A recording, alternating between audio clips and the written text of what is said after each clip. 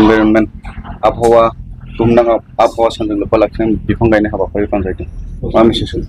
औ दिनैनि बे आबहावा सानखौ जोङो अबजार्भ खालामनानै दिनैहाय बेजोंनो आङो सारा जोंनि बे ओनसोलनि साफ्रोमबो सुबुंफोरखौ जे बेखौनो फोरमायनो सानो जे दिनैनि बे सानाव जिहेतु बुहुमनाङैनो वर्ल्ड इनभाइरनमेन्ट डे हिसाबै जोङो मोनफ्रोमबो हादोराव जोङो पालन खालामदों।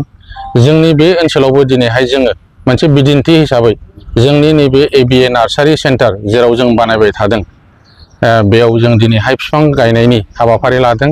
दिनैनि बे सानाव जोङो बे ओनसोलनि रायजो राजाखौ लाफानानै साफ्रोमबो माने गरिब दुखि बयबो सुबुंखौ जों इनभल्भमेन्ट लाफानानै जों दिनैहाय बिफां गायनायनि हाबाफारि लादों आरो जों गोबां बिफां दिनैहाय बेयाव गायखांबाय आरो बिनि गेजेरजों बेखौनो फोरमायनो सानदों जे जोङो हाग्रा ओनसोला जोंनि थाखाय गोबां गोनांथार। हाग्रा नङाबा जों थांनानै थानो हाया आरो हाग्राखौ लाखिनाया जों साफ्रोमबो हादोरारिनि कर्तब्य होननानै आं बेखौनो फोरमायनो आरो मेसेज होनो सानो। दुथां सुबुं जायफ्रा आयेन बेरेखायै दंफां दानफायनानै दासिमबो फालांगि खालामो बिथांमोनखौ मा खावलायगोन दा बेफोर फालांगिफोरखौ दोनथ'नो?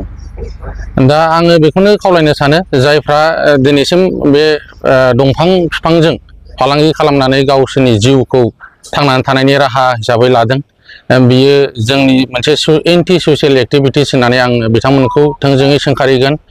बिथांमोनहा बेबायदि हाबाफारिखौ लानानै बेबायदि आखुखौ लानानै जिउ दैदेननाया बियो लामा गोथेहैनाय इयुनाव होननानै आं सानो आरो नंथारगौ। बेखायनो बिथांमोनहाबो जे बे प्रिथिबिखौ फोथांनानै लाखिनायाव गोबां आखाइ होनांगौ होननानै आं सानो। बिथांमोनहाबो जों आगयबोनांगौ जिहेथु दिनैनि साना दिनैनि बे अबस्थाया गाज्रिनिफ्राय गाज्रि जालांनो हमबाय। जोंनि इक' सिस्टेमा मोनसे गाज्रि बिथिंजों दावबायगासिनो दङ आरो बेखौ हमथानायनि मोनसेल' लामायानो जाहैबाय जोङो बिफां लाइफां गायनांगौ। जोङो हादोरखौ बिफां लाइफांजों बुंफब होनांगौ। अब्लासो जोङो बे ओनसोलाव जोंनि थांनानै थानायनि उद्देश्यआ आबुं रोखोमै थांनानै थानाया जाफुंगोन होननानै जों बयबो बुङो आरो नंथारगौ।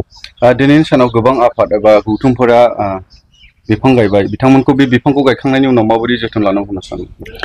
जे बिफांखौथ' जों गायब्लानो जाया, गायनायजों लोगोसे जों जेब्ला गायजेनो आरो गायनायावबो आदब खायदा दङ बेफोरखौ जोङो डिपार्टमेन्टेलि आरो एक्सपार्ट मानसिफोर दं बिथांमोनहा जायगा जायगा जोङो ट्रेनिं होनाया गोनांथि दङ आरो गायखांनायनि उनावहाय जोङो बे बिफांखौ जोङो एटलिस्ट 5 इयार्स 5 बोसोरखौ जों नायबाय थानांगौ आरो गायनाय लोगो लोगो जों बेरा होनांगौ।